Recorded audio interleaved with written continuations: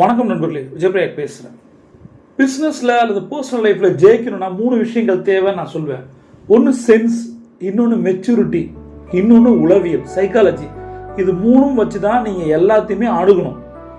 இன்னைக்கு மெச்சூரிட்டினா என்ன அப்படின்றத நம்ம பார்க்க போகிறோம். ஃபர்ஸ்ட்டு, யாரையாவது டிபெண்ட் பண்ணாமல் யாரும் இல்லைனாலும் எனக்கு இவன் தான் முக்கியம், இவ தான் முக்கியம், இவன் இல்லாமல் இருக்க முடியாது, இவன் இல்லாமல் இருக்க முடியாது அப்படின்னு ஒருத்தன் நினைக்கிறானோ அவன் உண்மையான மெச்சூரிட்டியாக இருக்க முடியாது. அப்போ அவன் கம்ஃபர்டபுளாக இருக்கணும் தனியாக இருந்தாலும். அதுதான் உண்மையான மெச்சூரிட்டி. ரெண்டாவது, எல்லா டிஃப்ரெண்ட்ஸான ஒப்பீனியன்ஸும், அந்த கருத்துக்கள், வேறுபட்ட கருத்துக்களை ஒத்துக்கணும். அவ்வளோதான், அக்செப்ட் பண்ணுறேன். எல்லாருமே ஒரு மாதிரி கிடையாது, எல்லாமே டிஃப்ரெண்ட் இருப்பாங்க. அண்ணன் தம்பி அக்கா தங்கச்சியே டிஃப்ரெண்ட்டாக இருக்கும்போது மற்றவங்க எப்படி இருப்பாங்க? டிஃப்ரெண்ட்டாக தான் இருப்பாங்க. அந்த டிஃப்ரெண்ட் ஒப்பீனியன்ஸை மதிக்கணும். ஏன்னா நம்மள மாதிரி தான் அடுத்தவங்க இருப்பாங்கன்னு நம்ப முடியாது, அது அவசியமும் இல்லை. அதற்கேற்ற மாதிரி நம்ம ஆக்ட் பண்ணணும். அடுத்தது, எமோஷனல் டிபெண்டன்ஸ் ரொம்ப ரொம்ப முக்கியம் நான் நினைக்கிறேன். யார் மேலேயும் நம்ம ஒரு ஃபினான்ஷியலாவோ எமோஷனலாவோ டிபெண்டாக இருக்கவே கூடாது. அது பேரண்டாக இருந்தாலும் சரி, யாராக இருந்தாலும் சரி. நம்மளோட லைஃப் நம்ம கையில் தான் இருக்குது. உண்மையை சொல்ல போனால் நம்மளோட லைஃப் நம்ம மைண்டில் இருக்குது. அடுத்தது, நாம் எப்படி அடுத்தவங்களை ட்ரீட் பண்ண போகிறோம், அதில் இருக்க ரியல் மெச்சூரிட்டி. சரியா? சில பேர் ஃபன் பண்ணுறோம்னு நினச்சி நம்மளுடைய கூட இருக்க மனிதர்களை விளையாட்டுக்காக நம்ம ஏதாவது ஒன்று பண்ண போய், கிண்டல் பண்ண போய், ஃபன் பண்ண போய் அவங்களுடைய செல்ஃப் எஸ்டீம் அடிவாங்க கூடாது.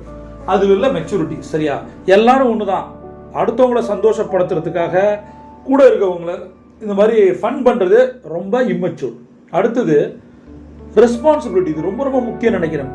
பிஎன்சி கேம் விளையாடாதீங்க. நான் ஒவ்வொரு வீடியோலையும் சொல்லுவேன். Blame game, complaint game. Failure வந்துச்சுன்னா அடுத்தவங்க மேலே போடுறது, சக்ஸஸ் வந்தால் நம்ம எடுத்துக்கிறது. இது இல்லை ரெஸ்பான்சிபிலிட்டி. ஆமாம், accept the pain, accept the reality, accept the ட்ரூத்னு சொல்லுவேன். ஆமாம், இந்த ஃபெயிலியருக்கு நான் தான் காரணம். இதை புரிஞ்சுக்கிட்டு அந்த சிச்சுவேஷன் வந்து ரெக்டிஃபை பண்ணி வராம பாருங்க, அவன் உண்மையான மெச்சூரானவன். அடுத்தது, அடுத்தவங்க பேசுறத கேட்டு முடிவு எடுக்கிறான் பாருங்க. எல்லாருமே பொதுவாக சொல்லுவாங்கல்ல, 2 காது இருக்கு, ஒரு வாய் இருக்கு, அதுக்கேற்ற மாதிரி பயன்படுத்துங்க. வாயை அதிகம் பயன்படுத்திட்டோம் அப்படின்னாலே பிரச்சனைகள் தான். ரைட்டா? மெயினா ஹானஸ்ட். எப்பயுமே யாரையும் முட்டாளாக்க கூடாது. எந்த ஒரு செயல்கள் மூலமும் நாம ஜெயிப்பதற்காக அடுத்தவனை முட்டாளாக்குறது, அடுத்தவனை ஏமாத்துறது, இது பேர் அல்ல மெச்சூரிட்டி. ரெண்டாவது, நம்ம வந்து யாராவது நம்ம பேசுறதை எதிர்த்து பேசுறாங்க அப்படின்னா, நம்ம செய்யற செயலுக்கு எதிர்த்து ரியாக்ட் பண்றாங்க அப்படின்னா, நாம என்ன பண்றோம், முன்னாடி இருக்கவங்க என்ன பண்றாங்கன்னு யோசிச்சு செய்யறோம் பாருங்க. ஒருவேளை நாம பண்ற ஒரு விஷயத்துக்கு எதிர்வினை வந்தா அப்ப நான் ஸ்டன் ஆயிடக்கூடாது. இப்ப நான் வந்து ஒரு ஆம்னி பஸ்ல டிராவல் பண்றேன். ஏறும் போது ஆனா வணக்கண்ணே அப்படின்னு சொல்லிட்டு ஏறுறேன். யாரா இருந்தாலும் சரி, அதுக்கு அவர் வணக்கம் வைக்கணும்னு அவசியம் இல்லை, ரியாக்ட் பண்ணணும், சிரிக்கணும்னு அவசியம் இல்லை, கண்டுக்காம கூட இருக்கலாம். அவர் எல்லாம் பிஸியாக கூட இருக்கலாம், பேசஞ்சர் டென்ஷனில் கூட இருக்கலாம். இறங்கும் போது தேங்க்ஸ்ண்ணே, கரெக்டாக இது கொண்டு வந்து விட்டீங்க, ரொம்ப சேஃப்டியாக கொண்டு வந்தீங்கண்ணே அப்படின்னு சொல்லிட்டு இறங்குறேன். சில பேர் தலையை கூட ஆட்ட மாட்டாங்க. இப்போ நான் உங்கள்கிட்ட இருந்து என்ன எதிர்பார்க்குறேன்? ரெகக்னேஷனியா? டீ நல்லா இருக்குன்னு சொல்கிறேன், கண்டுக்காமல் அடுத்த டீயை போடுற மாஸ்டர் இருக்காங்க. சில பேர் தேங்க்யூ சார், வணக்கம் சார் அப்படின்னு சொல்கிறவங்க இருக்காங்க. நீங்கள் அடுத்தவங்களோட ரியாக்ஷனை, ரெஸ்பான்ஸ் எதிர்பார்க்குறீங்களா? நீங்களா இருங்க, அவ்வளோதான். அதுதான் மெச்சூரிட்டி.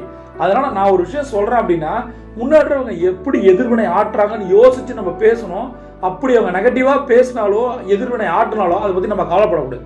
அடுத்த விஷயம், கான்வர்சேஷன். அந்த கான்வர்சேஷன் வந்து மெச்சூரிட்டியா இருக்கும். ஒரு சப்ஜெக்ட் வந்து நம்ம டீப்பா போகும்போது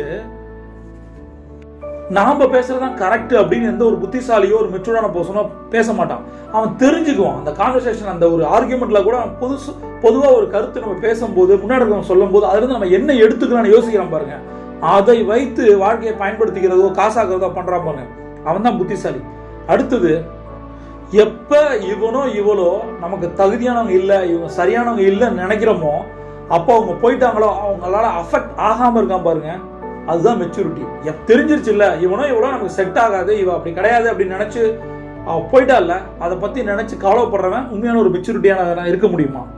அடுத்தது, பணத்தை, நேரத்தை வேஸ்ட் பண்ணாத மனுஷன் உண்மையான மெச்சூர்டான மனுஷன் நான் நினைக்கிறேன். இது வந்து நான் சொல்லுவேன், ட்ரீம் கார்னு ஒன்று இருக்கு, ஆக்சுவல் கார்னு, ப்ராக்டிக்கல் கார்னு ஒன்று இருக்குன்னு நான் சொல்லுவேன். ட்ரீம் கார் எல்லாருக்குமே கனவுகள் இருக்கும், பட் அதை வாங்கி குவிச்சிட முடியாது. ப்ராக்டிக்கல் கார்னு ஒன்று இருக்கு. இப்போ வந்து ஒரு ட்ரெயினில் ஒருத்தர் கேட்டாருங்கிட்ட, நீங்கள் ட்ரீம் பற்றி பேசுகிறீங்க, விஷுவலைஸ் பற்றி பேசுகிறீங்க, ஆனால் வந்து இது தேவையான யோசிங்கன்னு சொல்லிட்டு ஃபினான்ஸ் ட்ரெயினிங்கில் சொல்கிறீங்க. இது ரெண்டுத்துக்கும் வந்து டிஃப்ரென்ஸ் இருக்கா அப்படின்னா உண்மையாலுமே இருக்குது. என்ன தெரியுமா? உங்களோட கனவுகள் எது வேணால் பெருசாக இருக்கலாம், அதை விஷுவலைஸ் பண்ணுறது தப்பே கிடையாது. பட் உங்களுடைய பொருளாதாரம் எதை சொல்லுது? இப்போ நீங்கள் கடனோட இருக்கீங்கன்னா உங்களோட கனவு BMW இருக்கணுமா? ஒரு BMW போறீங்க, ஒரு 1 கோடி ரூபா காருக்கு போறீங்கன்னா இனிஷியலாக ஒரு 30 lakhs கட்டுறீங்கன்னா மாதம் ஒரு 1.5 லட்சம் EMI கட்டணும். இதையெல்லாம் கணக்கு பண்ணி பாருங்க, எங்கேயோ போய் நிற்கும். ஆல்மோஸ்ட் ஒரு 30 to 60% அதிகமாகும். இது இப்போ தேவையா? உங்களுடைய கார் முதல் இனிஷியல் கார் என்ன? ஒரு 6 லட்ச ரூபா கார்னா அடுத்த கார் நீங்க 12 லட்ச ரூபாய்க்கு போகணுமா, 1 கோடிக்கு போகணும்? இதுதானே 10 ரூபாய், 20 ரூபா, 30 ரூபா, 40 ரூபா, அப்பதான் 100 ரூபா. இப்போ எல்லாரோட மைண்ட் என்ன தெரியுமா? 10 ரூபா சம்பாதிக்கும் போது 100 ரூபா. அதை ட்ரீம் பண்றது தப்பு இல்லை, கோல் செட்டிங் வைக்கிறது தப்பு கிடையாது. ப்ராக்டிக்கலா 3x மேல ப்ராக்டிக்கலா பிசினஸ்ல அச்சீவ் பண்ண முடியுமா? 10x பண்ண முடியும், 100x கூட பண்ண முடியும். அது ப்ராக்டிக்கலா எல்லா இடத்தையும் பண்ண முடியுமா? அதனால ஸ்டெப் பை ஸ்டெப் ப்ராக்டிக்கல் காரை வாங்க. முதல்ல 6 லட்சம், 12 லட்சம், 25 லட்சம், அப்புறம் 50 லட்சம், 1 கோடி. இதுதானே ஒரு சிஸ்டம். நம்மளுடைய ஒரே விஷயம் தான். இந்த ரிலேஷன்ஷிப்லயும் சரி, பிசினஸ்லயும் சரி, மெச்சூரிட்டி ரொம்ப ரொம்ப முக்கியம். நான் சொன்ன கருத்துக்கள்ல எது நீங்க மிஸ் ஆகுறீங்க அல்லது எதுல ஸ்ட்ராங்கா இருக்கீங்க கமெண்ட்ல சொல்லுங்க. ஏதாவது டவுட் இருந்தா கேளுங்க. பிரபஞ்சம் கொட்டிக்கிற காத்திருக்கு. நீங்க ஒரு சாம்பியன். சிவன் டாப்.